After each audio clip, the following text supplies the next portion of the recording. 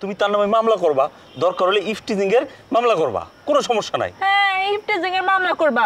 উল্টা সে আমারে কিডন্যাপ করছে যে এজন্য পুলিশের ভয় দেখাইতেছে, আর বাসায় তো এসব ঝামেলা নিতে রাজি না। এখন তাহলে কি করা যায়? একটা উপায় তো বুদ্ধি। কি রে মিলির সাথে তোর কি তার সম্পর্ক? ভাইজান, বান্ধবীর সাথে আমার কোনো সম্পর্ক নাই। সম্পর্ক নাই না? ফুজুর ফুজুর গুজুর গুজুর করতে সুস্কে লিগা। ভাইজান, আমার ক্লাসমেট। কিটা মিলি তোর ক্লাসমেট এখন গোলা টিপে মারি। আপনি করতেছেন কি? কলা ছাড়েন না মিলি, হয়েছে কি তা হয়েছে কি এর সাথে তোমার যায় না। সে একটা বাটপার, সেদিন যে আমাকে আটকে রেখেছিল টাকার লোভে সে আমাকে ছেড়ে দিয়েছে। সব মিছা কথা বান্ধবী, সব মিছা কথা। এই নতুন মোবাইলটাতে কিনছস কাটিয়াতে কিনছস ক কি সানবির তুই টাকা তুই ধরে আমার পিটাইতে ইচ্ছা করতেছে। তোমারও তো অন্য মানুষের শৈল্য লাগায় না, আদর হরণ লাগে মারণ লাগে, আমার শৈল্য আর দিবা। এই বাটপারের বাটপার, আর কোনদিন যদি তোর আমি মিল লাগে দেখছি কত বড় ফাজিল আমাদের মিলে হয়েছে কি তা জানো?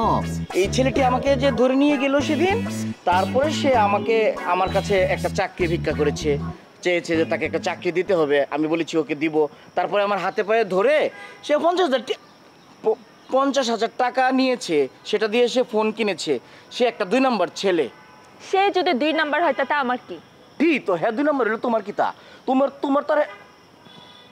তো আর হ্যাঁ কিছু লাগে না, তাই না? তুমি আমার মিলি একটা কথা বলতে চাই। এই আমি তো সবসময় তোমার ব্যবহার চাই, কিন্তু আজবা কিন্তু হেডা না, অন্যরকম একটা কথা বলছি কি তা মিলি?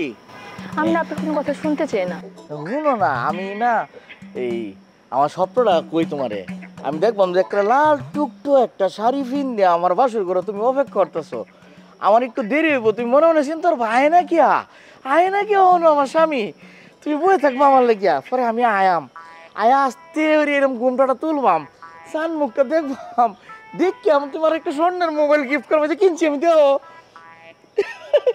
এটা লইয়া তুমি করে খুশি হয়ে যাবে, আমার মান যায় ধরবা।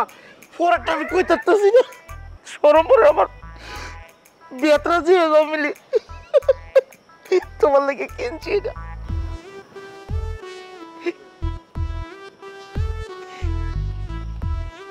আমার বিশ্বাস মিলি খুশি হয়েছে।